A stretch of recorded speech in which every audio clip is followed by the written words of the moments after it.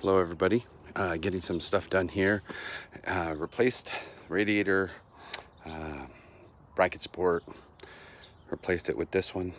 Very nice. I detailed it, cleaned it up, coated it, and as you all know, this is where it gets rusted. I had a good friend out here who actually had one of these solid. So I'm very pleased versus this one over here that all cancerous in that section there. Other than that, put it back on. Didn't completely bolt it up, just somewhat bolted it just to kind of keep it there.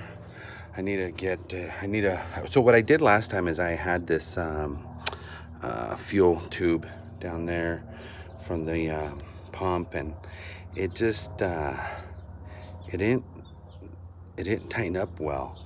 I don't know if it's because I over tightened it or something happened, but fuel was leaking underneath. But I put the old one back in there. I need an extension. I need a longer hose here, maybe about a foot for a 3/8 hose in order for me to connect it here. So this is the carburetor. Looks nice, doesn't it? I cleaned it up. I took everything out, put the kit, a new Carter kit inside, gaskets, you name it, everything I did here. Took my time on it. But there's this, I think it's called the Walker gasket, something like that. I ordered it for $40, had the floats, had a lot of the stuff that I needed. What I did to some of it, I submerged some of it in Pine Sol. Yeah, I know, right?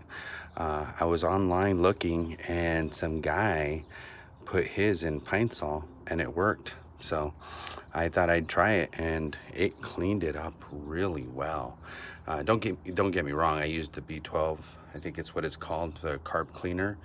I used that throughout the cavities and everything, and used my air to blow out everything. Everything blew out smoothly and nicely.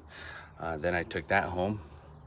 I did everything inside, cleaned it up, put a new heater core. Now I'm gonna go ahead and take the heater component out. Just disassembled it right now.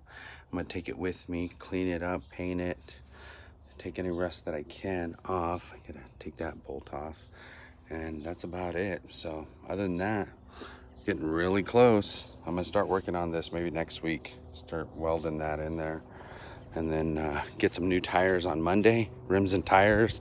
Well, not new, new to me. There'll be some rally tires here locally, some guys selling them for a good price, and I want to pick those up on Monday. But so far, that's been the latest. Carburetor looks amazing now. Finally, it was leaking fuel over here.